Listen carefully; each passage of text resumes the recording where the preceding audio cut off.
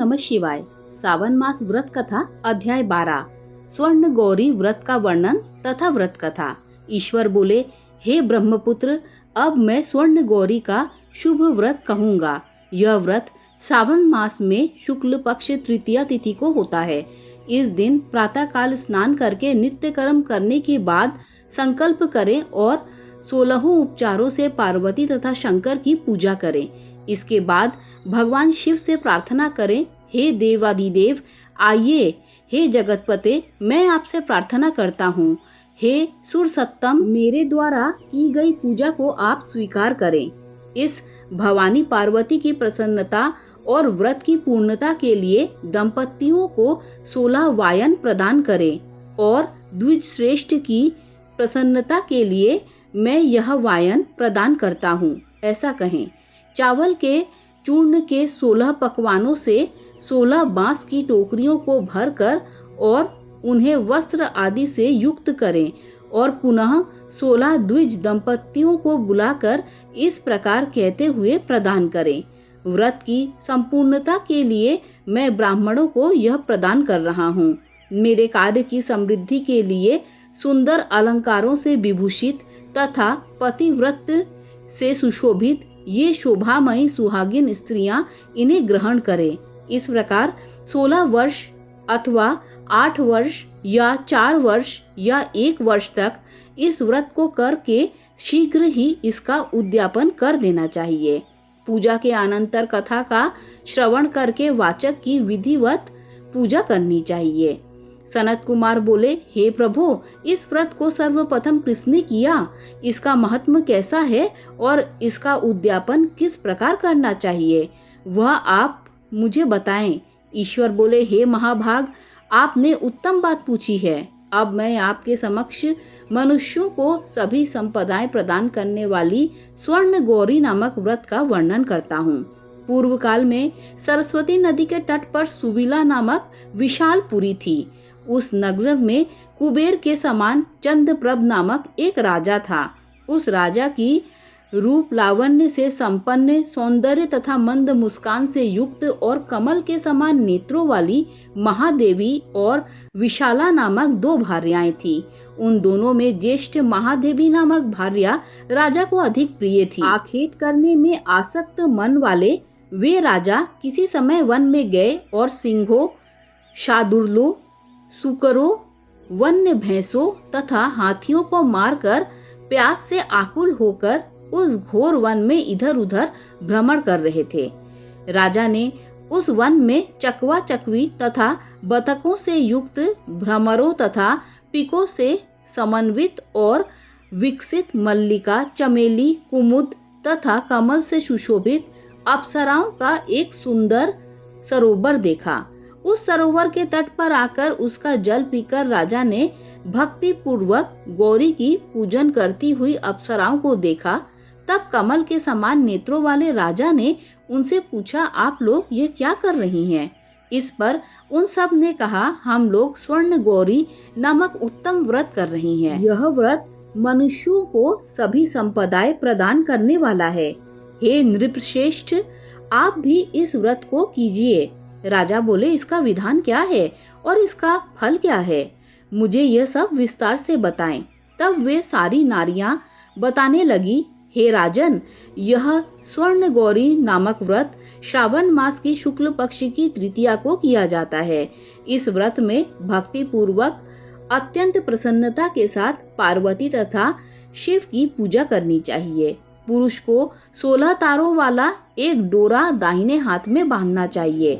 स्त्रियों के लिए बाएं हाथ में या गले में इस डोरे को बांधना चाहिए। यह सब सुनने के बाद संयत चित्त वाले राजा ने भी उस व्रत को संपन्न करके 16 धागों से युक्त डोरे को अपने दाहिने हाथ में बांध लिया। उन्होंने कहा, हे देव देवेश, मैं इस डोरे को बांधता हूँ, आप मेरे ऊपर प्रसन्न हो और मेरा कल्याण करें। इस प्रकार देवी का व्रत करके वे अपने घर चले गए। राजा के हाथ में डोरा देखकर ज्येष्ठ रानी महादेवी ने पूछा और सारी बात सुनकर वह राजा के ऊपर अत्यंत कुपित हो उठी। राजा ने कहा, ऐसा मत करो, मत करो। लेकिन रानी ने उस डोरे को तोड़कर बाहर एक सूखे पेड़ के ऊपर फेंक दिया। उस डोरे के स्पर्श मात्र से वह वृक्ष पल्लवों से युक्त हो गया। उसके बाद उसे देखकर दूसरी रानी भी आश्चर्यचकित हो उठी और उस वृक्ष पर स्थित टूटे हुए डोरे को उसने अपने दाएं हाथ में बांध लिया। उसी समय से उसके व्रत के महात्म्य से वह रानी राजा के लिए अत्यंत प्रिय हो गई। वह ज्येष्ठ रानी व्रत के अपचार के कारण राजा से त्यक्त होकर दुखी हो वन में चली गई। अपने मन में वह भगवती देवी का ध्यान करते हुए मुनियों के पवित्र आश्रम में निवास करने लगी। कहीं कहीं श्रेष्ठ मुनियों के द्वारा कहकर आश्रम में रहने से रोक दी जाती कि हे पापिन, अपनी इच्छा के अनुसार यहाँ से चली जाओ। इस प्रकार घोर वन में इधर उधर भ्रमण करती हुई वह अत्यंत खिन्न होकर एक स्थान पर बैठ गई। तब उसके ऊपर कृपा करके देवी उसके समक्ष प्रकट हो गई। उन्हें देखकर यह रानी भूमि पर दंडवत प्रणाम करके उनकी स्तुति करने लगी। हे देवी, आपकी जय हो, आपको नमस्कार है। हे भक्तों को वर देने वाली, आपकी जय हो। शंकर के वाम भाग में विराजने वाली, आपकी जय हो। हे मंगल मंगल्ये, आपकी जय हो। तब देवी की भक्ति के द्वारा वरदान प्राप्त करके और उन गौरी की अर्चना करके उसने जो व्रत किया, उसके प्रभाव से रानी के पति उसे घर ले आए। उसके बाद देवी की कृपा से उसकी सभी मनोकामनाएं पूर्ण हो गईं। राजा सभी समृद्धियों से संपन्न होकर उन दोनों के साथ पूर्ण रूप से राज्य करने लगे। अंत में राजा ने उन दोनों रानियों सहित शिव पद को प्राप्त किया। जो स्वर्ण गौरी के इस उत्तम व्रत को करता है वह मेरा और गौरी का अत्यंत प्रिय होता है और विपुल लक्ष्मी प्राप्त करके तथा भूलोक से शत्रु समूह को पराजित कर शिव जी के विशुद्ध लोक को जाता है। हे सनत कुमार, अब आप दत्तचित्त होकर इस व्रत के उद्यापन की विधि सुनिए।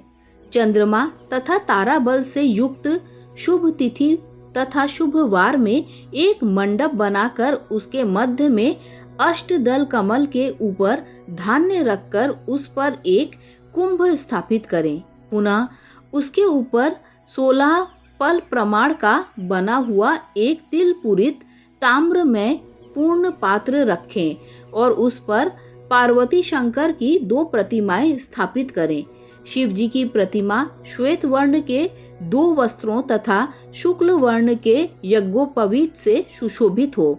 उसके बाद वेदोक्त मंत्रों से विधि पूर्वक उनकी प्रतिष्ठा करें और भली भांति पूजा करके रात्रि में जागरण करें।